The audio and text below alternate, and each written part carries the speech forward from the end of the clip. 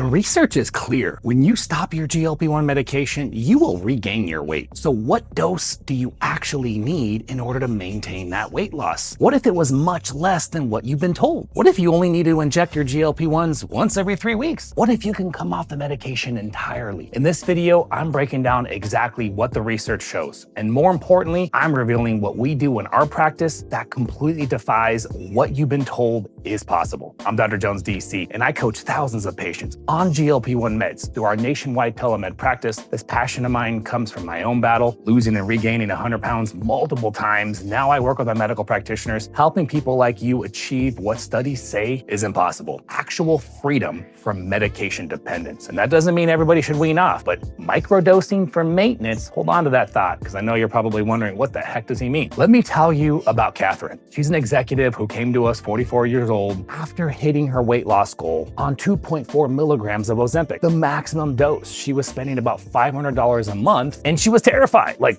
what happens if I stop the medication? She would say it all the time. Today, Catherine maintains her 65-pound weight loss on just 1/4 of a milligram once a month. That's 1/10 a dose. She's saving thousands per year. But here's the kicker. She's not only not hungry and her food chatter is stable, she's not struggling. Her labs look better than when she was on the maximum dose. How is that freaking possible when every study shows that you will most likely regain that weight loss when you decrease the dose? Catherine did something fundamentally different during her weight loss journey. She didn't just suppress her appetite. That's not the case. She didn't just increase her protein and start some generalized exercise program where the focus is just move more. She actually fixed the cause of why she was gaining that weight in the first place. And Catherine isn't unique. In our practice, we see patients like Robert maintaining on 2.5 milligrams of tirzepatide every 2 weeks, or Sarah, who went from the maximum dose semaglutide to 0.5 milligram and lost another 15 pounds. But before I show you how this works, you need to understand what the research actually says about stopping these medications. So the SURMOUNT-4 trials, they dropped some sobering data here. When patients stopped tirzepatide after 36 weeks, there was an 11-point difference in quality of life scores between those who stayed on the medication versus those who stopped. We're talking about energy crashes, mobility issues, emotional struggles, not just numbers on the scale. The STEP trials are even more alarming. The research shows significant weight regain. Most patients regained the majority of their lost weight within a single year. But here's what they don't emphasize. This is important. Pay attention to this. Most of that regain happens in the first 3 to 6 months. It's rapid, it's demoralizing, and it feels inevitable. The standard medical approach says this means you need to stay on the medication for the rest of your life. It's a chronic, irreversible disease, they say. Maximum doses, that's 6,000 a year, indefinitely. And look, I get why doctors say this. They're looking at the data and they don't understand metabolic health. It's not really taught in medical schools. They regain weight. That's what patients do, case closed. But that's wrong, because these studies have a fatal flaw. They only look at people who used GLP-1s like a Band-Aid, not a tool for transformation, not a catalyst for lifestyle change. The participants lost weight, sure, but they never addressed why they gained it to begin with, aka insulin resistance. So think of it like this. If you have a broken pipe flooding your basement, you can keep mopping up the water over and over and over, but if you don't fix the pipe, you're gonna have a problem. GLP-1s are incredibly effective mops, but if you never fix the pipe, of course the basement floods over and over again when you stop mopping. The pipe in this example, that's insulin resistance. And in our practice, we see about 8 out of 10 patients who stop their medications without really fixing insulin resistance. They end up regaining their weight, almost most or all of it, matching exactly what the studies show. And the other 2 out of 10,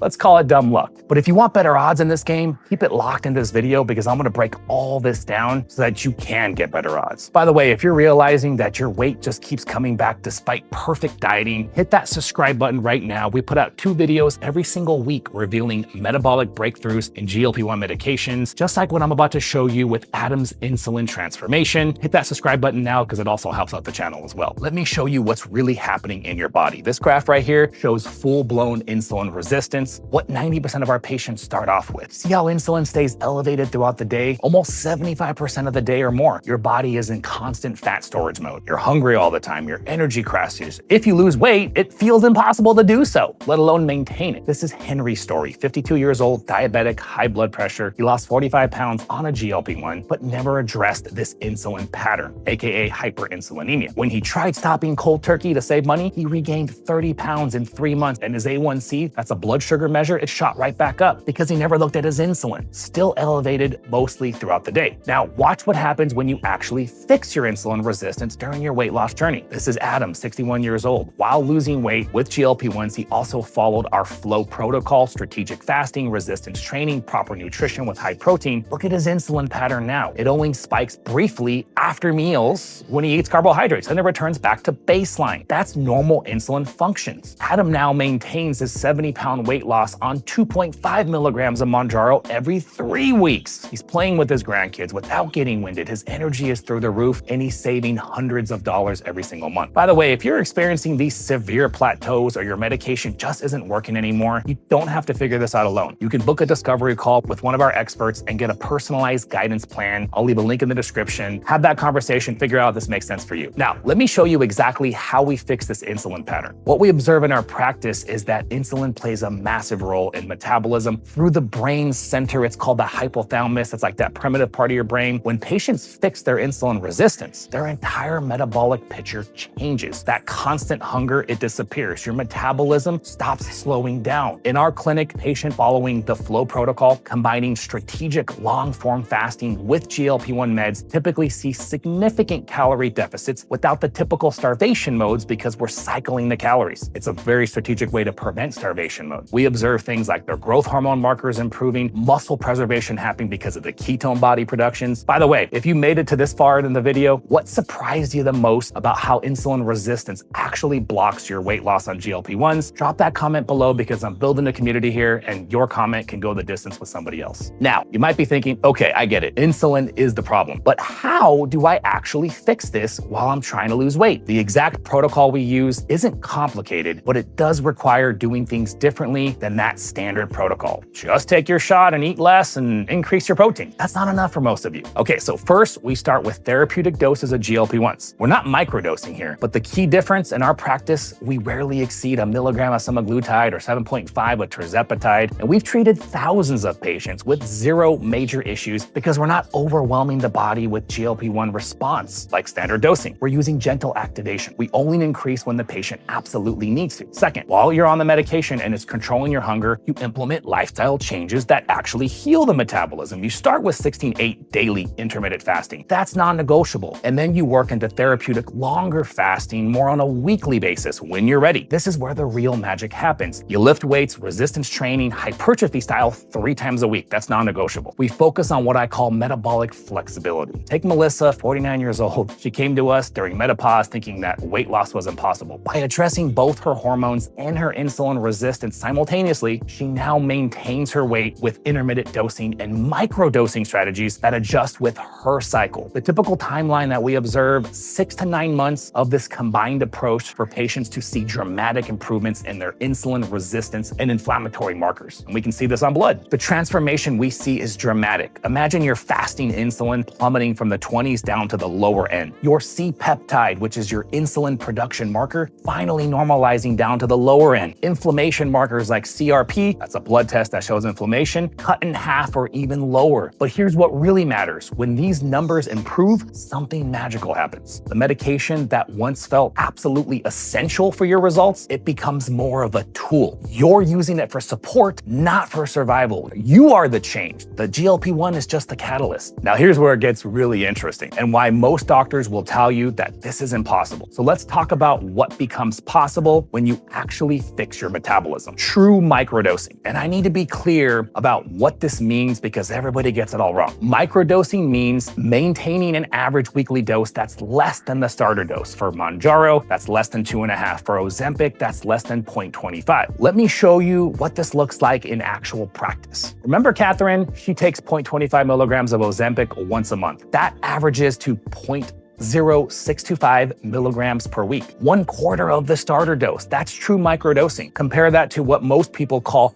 microdosing, taking 1.5, say for example, every 5 days. What we see in our practice is that when you fix the underlying insulin resistance, patients respond beautifully to much smaller doses, as if their body becomes more sensitive to the medication. Holy crap, who would have thought that could happen? Think about it like this. When you're in a noisy room, someone needs to yell for you to hear them. But in a quiet room, a whisper, it works perfectly. Your metabolism after proper treatment is that quiet room. That tiny doses works beautifully because your body is actually listening. Did you start listening there? The receptors don't need to be hammered. Gentle activation is enough. I personally maintain on 5 milligrams of tirzepatide every 3 weeks. Week 1 of the month with that medication helps me do a 48-hour fast. Weeks 2 to 3, my appetite is fully back. But it's normal hunger, not dysregulated chaos like it was before. And I appreciate no GLP-1 appetite suppression, so I have a full appetite to fuel my workouts and maintain muscle mass. The best part, patients save hundreds to thousands of dollars while maintaining on a lower dose than using those larger maximum-like doses because they fix the actual problem. Now, hold on. Before you even think about reducing your dose, let me be crystal clear. This transition process is only for people who've already completed the 6 to 9 months of metabolic healing that I just described. You just can't go straight to microdosing because you hit your goal weight. Remember Adam? He did the flow protocol for 8 months before transitioning. Catherine, 9 months of metabolic work first. If you haven't fixed your insulin resistance, if you haven't been doing the fasting, the resistance training, the improved sleep and stress, lowering your carbohydrate intake, if your labs haven't shown improvement, you're not ready for this. You'll just fail, you'll regain the weight, you'll stress out, and you'll think microdosing doesn't work when you haven't put yourself into a metabolic state that you need to first. But if you have done the work, if your insulin is dropping, your energy is stable, you can fast without dying, then here's the specific 2-step phase process that works that our medical practitioners and my coaches help patients do every single day. And getting the order wrong is where even the prepared will fail. Phase 1, gradually reducing your GLP-1 dose while maintaining all of your lifestyle interventions. This is where it really matters because you're decreasing your dose. So if you were on 10 of tirzepatide, you drop to 7.5, you stay there for 2 to 4 weeks, so you monitor your weight, your hunger levels, how your clothes fit. Only when stable do you drop again, maybe to 5, you reassess, then 2.5, then you reassess. This isn't a race. In our clinic, this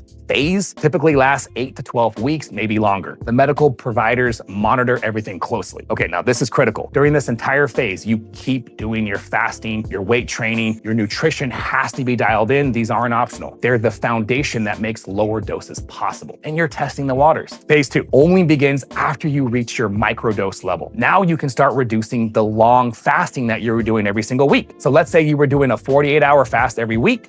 You can then decrease it to every 2 weeks. And then for a month, same thing, reassess stability. And then maybe every 3 weeks, same thing, reassess. Some patients even go down to quarterly for maintenance. Any medication changes should be done, of course, with your prescriber. But I gotta be honest, most doctors don't even know this protocol exists. They've been taught maximum dosing forever because that's what the studies show. It's a chronic irreversible disease, they say, which brings me to the elephant in the room. What if your doctor won't work with you on this? What do? You'll know that you're ready to transition when your weight has been rock stable for at least 3 to 4 months. This is crucial. It doesn't feel like a daily battle anymore. The effort feels sustainable. You're not stressing about it and thinking about it all the time. It's just almost automatic. The third indicator, you can do a full long fast like 48 hours without feeling like you're gonna die. If that still seems impossible, you're not metabolically ready yet. The fasting should be challenging, never easy, but doable, not torture. Lab markers that we like to see is the fasting insulin and C-peptide on the lower end of your reference range. Remember, those are your insulin levels and C-peptide is just a representation of insulin. We want to see your CRP, that inflammation marker, under 1, but honestly, how you feel matters just as much, maybe even more than any lab. If you're constantly fighting hunger, you feel exhausted, those perfect labs, they don't mean much. Warning signs that you're not ready. You're still on a weight loss journey. Don't try to microdose while actively losing. It doesn't make sense for most of you watching this because you have too much metabolic damage. Now, let me be clear. If you can microdose from the get-go and that's all you need, then go for that, but you weren't metabolically busted if that's the case. Most of you watching this probably are. You haven't implemented lifestyle changes. The medication alone isn't enough. You're dealing with major life stress. Now is not the time to reduce your support. Have you been able to implement fasting on your GLP-1 protocol protocol, or are you relying on the medication alone? Let me know in the comments exactly what your fasting protocol looks like, or if you've been told to not fast at all. Now, for those of you ready to transition, but stuck with doctors who won't help, who have no idea what the hell we're talking about, you have some options. Find a metabolic specialist who understands this approach. Work with a functional medicine practitioner, or consider working with our team. Let me paint a picture for you of what life looks like when you've successfully transitioned. You wake up with steady energy. No more afternoon crashes requiring freaking caffeine IVs and energy drinks. You eat meals without obsessing about every single calorie because your body actually tells you when you're full. That food noise, it's gone. It's normal hunger. It's normal cravings. That constant mental chatter about what to eat, when to eat, how to eat. Are you gonna have food? How delicious is it gonna be? You actually start to think about food when you're hungry only most of the time. Don't get me wrong, delicious Oreo cheesecake is always gonna look delicious, but you have control. Vacations don't trigger panic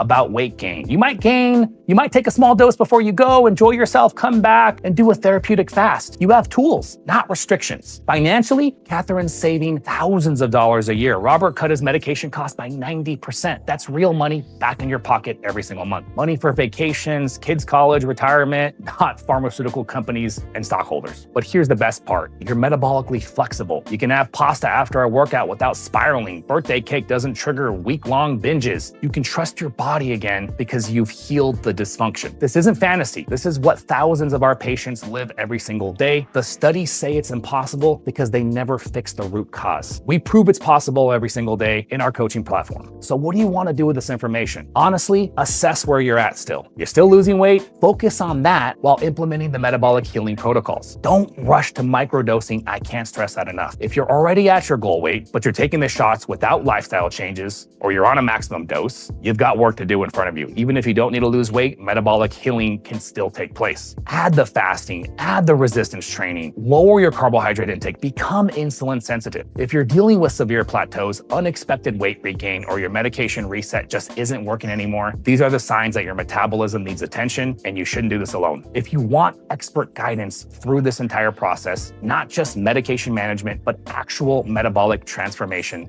book a discovery call with our team. They're gonna review your specific situation and create a personalized plan that actually addresses the root cause of your metabolic issues. And they're gonna go over costs, and great, if you're ready to do this, fantastic. I can't wait to personally work with you. And if now's not the time, at least you have the information that you need to make the best call. And if you guys enjoy this video and you wanna take a deeper dive into the 10 most common mistakes that individuals make on their weight loss journeys, check out that video right there. We'll see you guys later.